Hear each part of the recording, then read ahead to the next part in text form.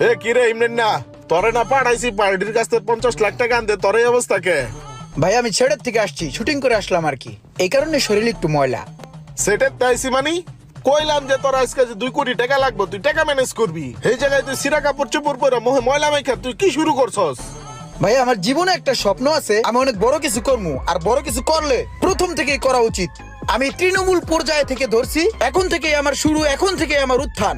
ঠিক আছে, আমার গুরু বলছে কষ্ট করতে হবে, আমি ওই কষ্টটাই করতেছি, ওই স্ট্রাগলটাই আমি করতেছি। আরে তুই নতুন করে বড় কি হবি? তুই তো এমনিতে অনেক স্ট্রাগল করতাছস, কোটি কোটি টাকা হাতাইতাছস, দামি দামি গাড়ি দিয়া ঘুরতাছস, পোশাক পরতাছস, এই জায়গায় আর কত বড় হবি তুই? ভাই হনো, প্রতিটা মানুষেরই জীবনে একটা লক্ষ্য থাকে, আমার জীবনের লক্ষ্য হচ্ছে নায়ক হওয়া। আমার প্রথম ভিডিওতেই বাজিমাত, আমি প্রথম ভিডিওটা ছাড়ার লগে লগে 15টা ভিউ হয়েছে, 6টা কমেন্ট হয়েছে, তার ভিতরে সব কমেন্ট গুলো পজিটিভ। প্রথম কমেন্ট ওয়াও, তারপরের কমেন্ট নাইস, তারপরের কমেন্ট আপনারা দিয়া কিছু হবে, তারপরের কমেন্ট হচ্ছে